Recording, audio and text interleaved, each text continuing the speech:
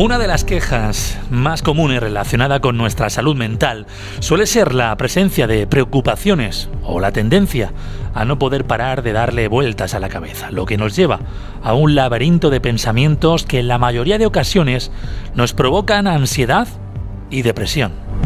Hoy, en el espacio de salud, hablamos de ello, de las preocupaciones. Hablamos de salud, hablamos de salud, hablamos de salud, hablamos de salud. De esas preocupaciones, de por qué tenemos esa tendencia a preocuparnos y cómo podemos gestionarla. Isabel Fernández, como siempre, con nosotros, psicóloga, y que hoy abrimos este debate. Isabel, ¿qué tal? Muy buenas. Muy buenos días, Lázaro. ¿Qué tal? En primer lugar, ¿por qué tenemos esa tendencia a preocuparnos y por qué nos causa tanto malestar? Bueno, pues antes de entrar al porqué, me gustaría concretar para los oyentes que cuando hablamos de preocupaciones, estamos hablando de esos pensamientos recurrentes que nos vienen a la cabeza habitualmente, que son sobre diferentes temas, pero sobre todo sobre cosas que no han pasado aún y que aún no estamos viviendo o experimentando en el presente, pero que no por eso los vivimos como menos reales, sino que nos causan mucho malestar y en algunas personas pueden llegar a causar mucho sufrimiento. Cuando hablo de sufrimiento es porque parece que las preocupaciones son algo que todos tenemos y que por tanto pueden ser algo normal. Pero hay que decir que esas preocupaciones, cuando se convierten en la tendencia habitual de la persona, están detrás de trastornos como la depresión o como los trastornos de ansiedad o incluso como el insomnio. ¿Y se puede explicar por qué tanto pensar o tanto darle vueltas a la cabeza nos hace tanto daño a veces? Sí, la terapia cognitivo-conductual, que es esa terapia que cuenta con más aval en psicología hoy día, lo explica muy bien. Mirad, digamos que todos nosotros, ante todas las situaciones que vamos viviendo en nuestro día a día, desde que nos levantamos hasta que nos acostamos por la noche, hacemos una interpretación que depende de nuestros esquemas de pensamiento, es decir, de cómo yo pienso y tengo interiorizado que tienen que ser las cosas o que tengo que ser yo o las otras personas. Es como si de todo lo que vivimos nosotros ponemos en marcha unas gafas de ver el mundo que filtran todo lo que yo veo o vivo. Entonces, la forma en la que yo interprete esa situación va a determinar o influye en cómo me siento, es decir, las emociones que experimento de felicidad, rabia, tristeza, miedo, alegría, etcétera, ante esa situación. Y también influye en cómo me comporto, en todo lo que hago. Y pongo un ejemplo para que me lo entendáis mejor. Imaginad que yo tengo la autoestima baja, por ejemplo, y me siento mal conmigo misma. Y llego a un grupo de gente y se están riendo. Yo ahí automáticamente hago una interpretación, es decir, se activan esos esquemas míos de pensamiento, mis gafas de ver el mundo, e interpreto, por ejemplo, se están riendo de mí. A partir de esa interpretación que yo he hecho, del hecho en sí de que se estén riendo, yo me siento en consecuencia pues avergonzada, inferior, humillada, etcétera, lo que sea, ¿no? Es decir, dependiendo de cómo yo interpreto las cosas, así me siento. Claro, esa interpretación depende mucho de ciertas variables como lo que a mí me han ido diciendo desde que era pequeña, en mi entorno familiar, en la educación escolar, en los éxitos que he ido teniendo, de los fracasos e incluso de mi estado de ánimo en el que me encuentre en ese mismo momento.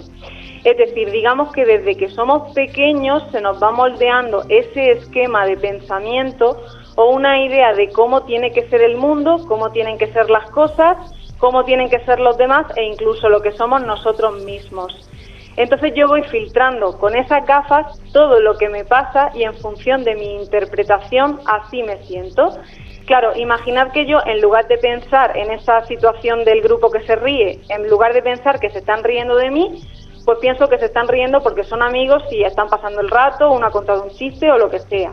Evidentemente no me voy a sentir igual de mal que antes. Pues ahí está, digamos, la explicación de que dependiendo de cómo pensemos las cosas o cómo las interpretamos, así nos sentimos y así nos preocupamos. Y si nuestra manera de pensar y además el no parar de preocuparnos nos puede hacer sentir tan mal en algunos momentos, ¿por qué tenemos esa tendencia a la preocupación? ¿Por qué seguimos R que R? Bueno, pues aquí para explicarlo, digamos que podemos clasificar nuestros pensamientos en dos grupos o en dos tipos, que los vamos a llamar en un grupo los pensamientos productivos y en otro grupo los pensamientos que le vamos a llamar basura o esas preocupaciones de las que hablamos hoy. Los pensamientos productivos son todos los que me llevan a un resultado en la vida real, fuera de mi cabeza. Por ejemplo, tengo sed y voy a coger la botella de agua. Es decir, son pensamientos que me llevan a hacer algo que me sirve para algo, que es productiva. Esos pensamientos es obvio que son necesarios. Sin embargo, los otros pensamientos, esos que yo he llamado basura o esas preocupaciones de las que hablamos hoy, suelen ser pensamientos que, si os dais cuenta, no pueden tener ningún resultado práctico en la vida real. Por ejemplo, madre mía, ¿qué va a ser de nosotros al año que viene? O no voy a ser capaz de pegar ojo esta noche, etcétera. Son pensamientos a menudo sobre temas que no han sucedido, ni me reportan ningún beneficio, ni me garantizan nada, porque pensar que no voy a dormir hoy no me va a garantizar dormir esta noche, pero que, si os dais cuenta, me van a hacer sentir muy mal, con ansiedad, con depresión, etcétera. ¿Por qué tenemos esa tendencia a la preocupación? Pues, dicho rápidamente, porque el cerebro no es una máquina como un ordenador que podamos apagar y dejamos la mente en blanco, sino que el cerebro siempre produce pensamientos, y cuando no está produciendo pensamientos productivos, sigue pensando, aunque no sea un pensamiento útil, como para otras cosas, por ejemplo, que no podemos controlar, como sería pues dormir esta noche o lo que va a pasar en el futuro. Entonces, por lo que tú dices, Isabel, ¿qué es esa forma de pensar lo que nos hace sentir mal? Si cambiamos nuestros pensamientos, ¿eliminamos así la depresión y la ansiedad? Claro, a ver, si pudiéramos eliminar esa forma de pensar o esos pensamientos, no habría ni depresión ni ansiedad patológicas. Pero resulta que esto es más complicado de lo que parece, y os explico por qué. La terapia cognitivo-conductual que os he mencionado antes, cuando surgió allá por los años 50 del siglo pasado, descubrió que como la persona, como he dicho arriba, puede tener una serie de pensamientos que estén distorsionados, pues cambiando el contenido de esos pensamientos y nuestra forma de interpretar las cosas que nos van pasando en nuestro día a día, pues digamos que cambia la forma en la que nos sentimos. Claro, dicho así, muy bien, muy fácil, ¿no? Porque si yo cambio en la persona su forma de interpretar el mundo, la persona cambia cómo se siente. Lo que pasa que en los últimos 2 décadas más o menos la psicología se ha dado cuenta de que no es tan fácil. Algunas personas llevan tantísimos años con un determinado modo de interpretar el mundo, con pensamientos pesimistas, depresivos, ansiógenos, catastrofistas, que si nos ponemos a cambiar su pensamiento, la persona tendría que estar toda su vida en terapia, porque ya tiene como tatuada, por así decirlo, esa tendencia de pensar, y esto sería interminable. Entonces, en las últimas 2 décadas han surgido otras terapias que son las de tercera generación, que dicen, bueno, sí, es cierto que esos pensamientos distorsionados y esa forma de pensar distorsionada está detrás de la depresión y de la ansiedad que tiene la persona, pero como no vamos a poder cambiar por completo el contenido de pensamiento de la persona, ¿qué tal si la enseñamos a relacionarse de manera distinta con sus pensamientos? Es decir, ¿qué tal si la enseñamos que sus pensamientos solo son pensamientos, que pueden estar distorsionados, que pueden ser mentira, y que entonces lo mejor es que no se los crea y que se los tome pues más bien con cautela, ¿no? Es decir, enseña a distinguir a la persona entre un pensamiento productivo, por ejemplo, tengo sed y quiero agua, lo que he dicho, que me lleva a un resultado, de esas preocupaciones que yo llamo basura porque no nos conducen a nada y nos causan sufrimiento. Entonces, estas terapias buscan que la persona tome las preocupaciones como lo que son, pensamientos que me rondan mi cabeza por diversos motivos, pero no tienen por qué corresponderse con la realidad, no tienen por qué ser reales. Por ejemplo, el hecho de que yo piense que me va a ir mal en 2021 no tiene nada que ver con lo que luego en el futuro vaya a pasar, porque yo eso no lo controlo.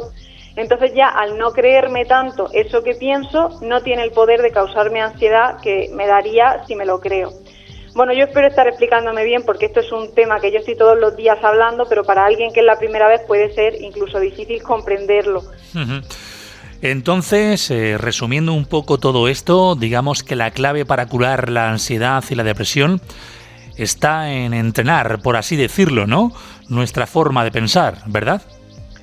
Exacto, ya en los últimos años, más que intentar cambiar lo que piensa la persona con depresión o con ansiedad, en lo que las terapias se centran es en entrenarnos para relacionarnos de otra manera con nuestra forma de pensar. Es decir, en lugar de creerme a pie juntillas esos pensamientos que pasan por mi cabeza cuando tengo ansiedad o depresión, que me dicen que soy incapaz, que soy menos que el resto, que me va a ir mal, que los demás piensan mal de mí, que nunca saldré de esta, que el mundo es un lugar peligroso, y todos estos pensamientos dañinos, lo que proponen es que aprenda a darme cuenta de que son pensamientos basura, que no son productivos, y a no creérmelos tanto. Además es que una cosa que le explicamos a los pacientes cuando llegan con ansiedad o con depresión es que la forma que tienen de pensar puede ser solo un síntoma más de esa ansiedad y de esa depresión. Es decir, yo o cualquiera cuando estamos deprimidos tendemos a pensar negativo o catastrofista, pero eso no significa que esa catástrofe que yo pienso vaya a ser real, sino que hay que tomarla como un síntoma de mi estado en el presente, y esto ya a los pacientes les causa mucho alivio.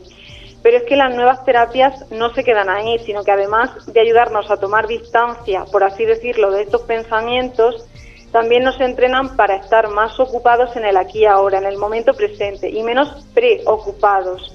Porque se sabe que cuando estamos activos en cosas que son importantes para nosotros, en nuestros valores, en nuestras áreas importantes, pues estas preocupaciones disminuyen. Así que se podría decir pues que al igual que entrenamos el cuerpo para estar sanos físicamente, pues también hay que entrenar nuestra mente para estar más ocupados en el aquí y ahora y relacionarnos distinto con esas preocupaciones que así nos va a ayudar a eliminar pues la ansiedad y la depresión.